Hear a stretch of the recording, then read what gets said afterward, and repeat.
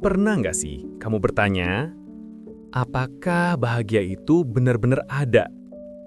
Karena kalau bahagia memang nyata, kenapa rasanya sering hilang begitu cepat?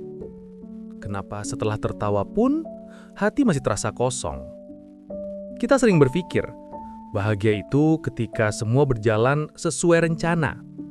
Ketika punya uang, punya pasangan, punya rumah, punya pengakuan. Tapi anehnya, saat semua itu sudah ada pun, kenapa tetap terasa kurang? Mungkin karena selama ini, kita menganggap bahagia itu hasil. Sesuatu yang harus dicapai, sesuatu yang harus dimiliki.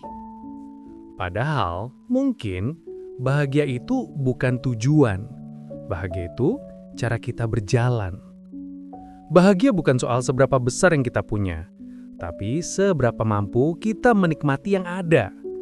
Kadang yang sederhana, kayak secangkir kopi pagi, angin sore yang lembut, atau tawa canda orang terdekat, itu sudah cukup kalau kita benar-benar hadir di momen itu. Masalahnya, kita sering lupa. Kita terlalu sibuk mengejar sesuatu yang belum tentu membuat kita tenang.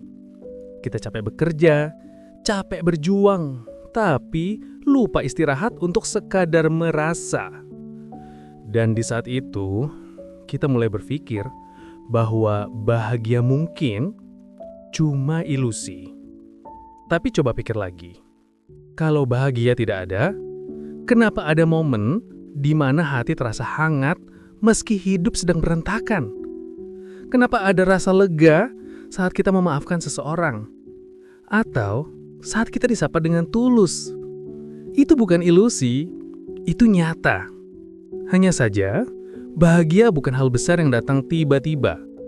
Dia hal kecil yang sering kita abaikan. Bahagia tidak selalu berarti tertawa keras, kadang justru diam dan merasa cukup. Tidak selalu tentang punya segalanya, tapi tentang sadar bahwa yang kita punya sudah lebih dari cukup. Jadi, apakah bahagia itu benar-benar ada? Jawabannya, ya, ada. Tapi mungkin bentuknya berbeda-beda untuk setiap orang. Ada yang menemukannya di tawa teman, ada yang di waktu tenang sendirian, ada yang di pelukan keluarga, dan ada yang dirasa damai setelah menerima kenyataan.